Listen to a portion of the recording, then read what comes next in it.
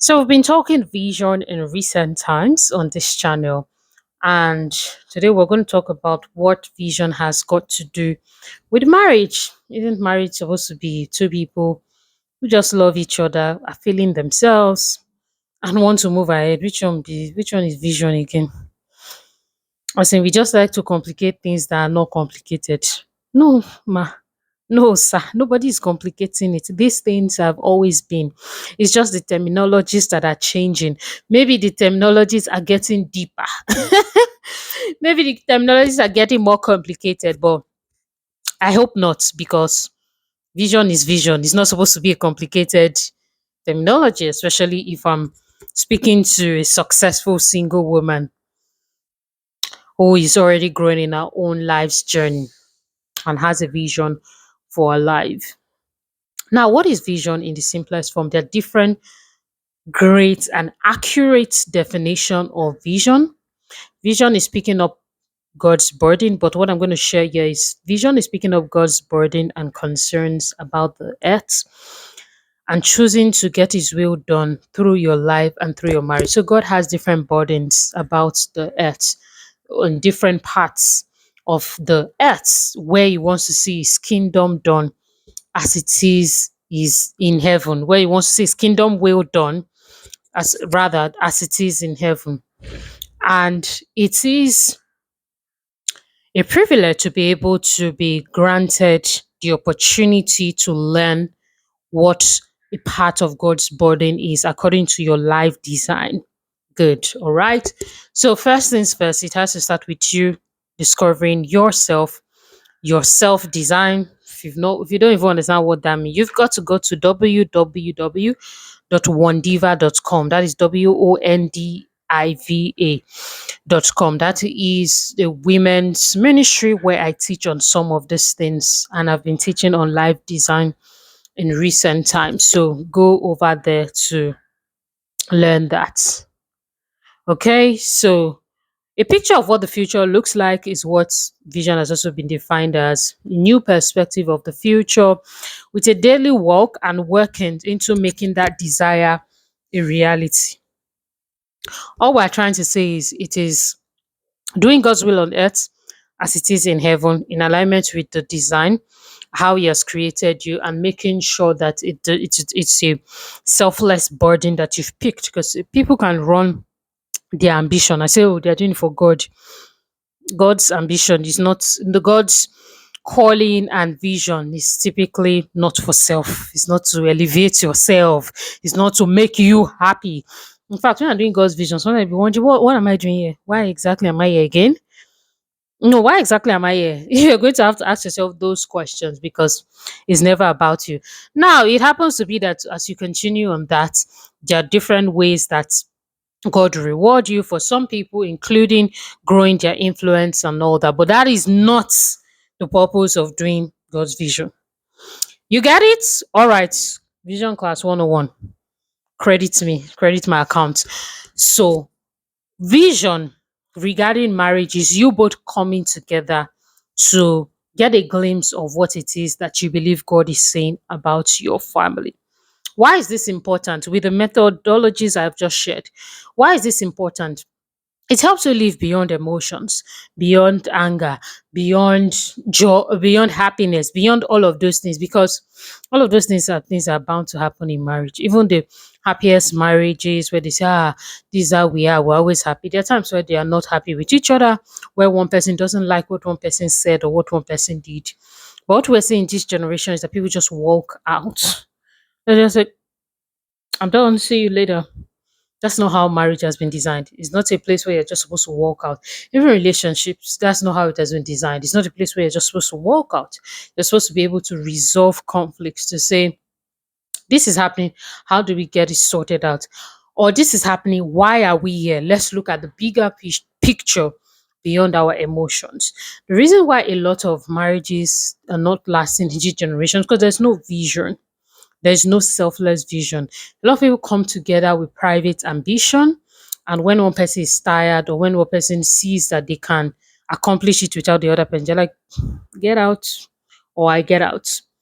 So you see, that's different between ambition And vision is your private thing that you created. And once it just looks like, but I can do it alone. I'm getting the fame, I'm getting the money, influence. Like, I don't need you. Like my audio Bible will say. And let me not get into the story. But there's one part is I don't need you. If you know, you know. If you don't know, just leave it alone. So this is why it is important to have a family vision. Take for instance, there are some people in the music space. Maybe you would be able to know them, but I'm not going to call their name in this video. But there are people in the music space. There's this particular couple who have come together with a personal ambition, of course, a selfish ambition at that.